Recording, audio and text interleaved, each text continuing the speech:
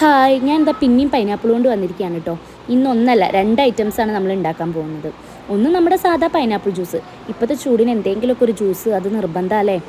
പിന്നെ രണ്ടാമത്തെ ഐറ്റം, അതാണ് ഇന്നത്തെ മെയിൻ. അപ്പോൾ എന്നത്തെയും പോലെ അരിഞ്ഞു വെച്ചതെന്ന് ഒരു കഷ്ണം പീസ് എടുത്ത് കഴിച്ചുകൊണ്ട് തന്നെ ആവാം നമുക്ക് തുടങ്ങാം. അങ്ങനെ ഇന്നത്തെ 2 ഐറ്റത്തിനും 2 രീതിയിലാണ് കേട്ടോ കട്ട് ചെയ്യേണ്ടത്. അപ്പോൾ ഞാൻ രണ്ടും ഇതവിടെ കട്ട് ചെയ്ത് വെച്ചിട്ടുണ്ട്. കട്ട് ചെയ്ത് വെച്ചതിന് ശേഷം നമുക്ക് ആദ്യം പൈനാപ്പിൾ ജ്യൂസ് ഉണ്ടാക്കാം. പൈനാപ്പിൾ ജ്യൂസ് ഉണ്ടാക്കാനായിട്ട് അരിഞ്ഞു വെച്ച പൈനാപ്പിളെല്ലാം നമ്മൾ മിക്സിയുടെ ജാറിലേക്ക് ഇടുന്നുണ്ട് കേട്ടോ. എന്നിട്ട് നമുക്ക് വേണ്ട വെള്ളവും പഞ്ചസാരയൊക്കെ ഇട്ടിട്ട് അടിച്ചെടുക്കാം. അടിച്ചെടുത്തിട്ട് നമുക്കതൊന്ന് അരിച്ചിട്ട് ഫ്രിഡ്ജിലേക്ക് വെക്കാം. ഇത് ഈ അരിക്കുമ്പോൾ കഴിഞ്ഞ പ്രാവശ്യം തന്നെ എനിക്ക് നല്ല അബദ്ധം പറ്റിയത് കാരണം ഞാൻ കറക്റ്റ് നമ്മളുടെ അരിപ്പ തന്നെ നോക്കിയെടുത്തിട്ടുണ്ട്. ഇപ്രാവശ്യം ഞാൻ ജ്യൂസ് അരിപ്പ തന്നെ എടുത്തിട്ട് അരിച്ചിട്ടുണ്ട്. അതുകൊണ്ട് നമ്മുടെ പണി വേഗം കഴിഞ്ഞു. ഇതാ രണ്ടാമത്തെ ഐറ്റം, അതായത് നമ്മുടെ പൈനാപ്പിൾ പൊരിച്ചത്. ഇപ്പോഴത്തെ നമ്മുടെ ഇൻസ്റ്റാഗ്രാമും നമ്മുടെ യൂട്യൂബൊക്കെ വാഴുന്ന റെസിപ്പിയാണ് കേട്ടോ. ഇതൊന്നും ഉണ്ടാക്കി നോക്കാമെന്ന് വിചാരിച്ചു. അതിനായിട്ട് പൈനാപ്പിൾ നീളത്തിൽ അരിയണമായിരുന്നു. ഞാൻ കട്ട് ചെയ്തത് ഇങ്ങനെയാണ് കേട്ടോ, മാറിപ്പോയി. അതിലേക്ക് നമ്മൾ മുളക് പൊടി, ഉപ്പ്, പഞ്ചസാര, കുരുമുളക് പൊടി ഇതൊക്കെ ഇട്ടിട്ട് നന്നായി മിക്സ് ചെയ്തെടുക്കണം. ഈ ചില്ലി ഫ്ലേക്സൊക്കെ ഉള്ളവർ അതും കൂടി ഇടുന്നത് നല്ലതായിരിക്കും കേട്ടോ. ഇതൊക്കെ കൂടി നല്ല മിക്സ് ചെയ്തിട്ട് നമുക്ക് കുറച്ച് നേരം വെക്കാം.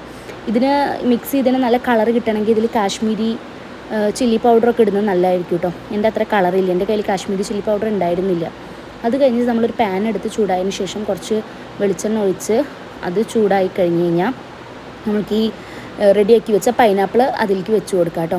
ഇത് നമുക്ക് എണ്ണയിൽ മുക്കിപ്പൊരിക്കുന്ന ഐറ്റം ഒന്നല്ല കേട്ടോ. നമ്മൾ മീനൊക്കെ വറക്കുന്നത് പോലെ ജസ്റ്റ് ഒന്ന് ഷാലോ ഫ്രൈ ചെയ്തെടുത്താൽ മതി, 2 ഭാഗം മറച്ചിട്ടതിന് ശേഷം. അങ്ങനെ നമുക്ക് അരിഞ്ഞ് വെച്ച പൈനാപ്പിളെല്ലാം നമ്മൾ അതിലേക്ക് ഇട്ട് കൊടുത്തിട്ടുണ്ട് കേട്ടോ. ഇനി നമുക്ക് കുറച്ച് നേരം വെയിറ്റ് ചെയ്യാം ഇതൊന്നും ആവുന്നവരെ. ഇതിങ്ങനെ ആയിക്കൊണ്ടിരിക്കുമ്പോൾ തന്നെ നല്ല മണം വരുന്നുണ്ട് കേട്ടോ. നല്ല മണം എന്ന് പറഞ്ഞാൽ നല്ലൊരു നമുക്കിങ്ങനെ കൊതിയോറുന്ന മണമായിരുന്നു കേട്ടോ. അപ്പോൾ നമ്മുടെ പൈനാപ്പിൾ പൊരിച്ചത് ഇവിടെ റെഡി ആയിട്ടുണ്ട്. ഇനി ഇത് നമുക്ക് കഴിച്ചു നോക്കാം. ഇത് കാണാനൊക്കെ എന്ത് ഭംഗിയല്ലേ. കഴിച്ചു നോക്കുന്നതിന് മുന്നേ വീഡിയോയിലൊക്കെ ഇതിന് മേലെ കുറച്ച് പഞ്ചസാര ഇടാൻ പറഞ്ഞിട്ടുണ്ട്. ഞാൻ അതും ഇട്ട് കൊടുക്കുന്നുണ്ട് കേട്ടോ. അങ്ങനെ ഇനി നമ്മൾ അതായിട്ട് കുറയ്ക്കേണ്ടല്ലോ. ഞാൻ അതും ഇട്ട് നമ്മുടെ സാധനം ഇവിടെ റെഡി ആയിട്ടുണ്ട്. ഇതിൻ്റെ സ്മെല്ലുണ്ടല്ലോ, ഒട്ടും രക്ഷയുണ്ടായിരുന്നില്ലേ ഗൈസ്, സൂപ്പറായിരുന്നു. ഞാനതിനൊരു അലങ്കാരത്തിനൊക്കെ വേണ്ടി കുറച്ച് കറിവേപ്പിലൊക്കെ വെച്ച് കൊടുത്തിട്ടുണ്ട്. ഞാനാണെങ്കിൽ ഈ ഐറ്റം ഇങ്ങനെ മണത്തോണ്ടേ ഇരിക്കുകയായിരുന്നു ഗൈസ്. അങ്ങനെ മണക്കലൊക്കെ കഴിഞ്ഞതിന് ശേഷം നമുക്കിനി ഇതൊന്ന് കഴിച്ചു നോക്കാം.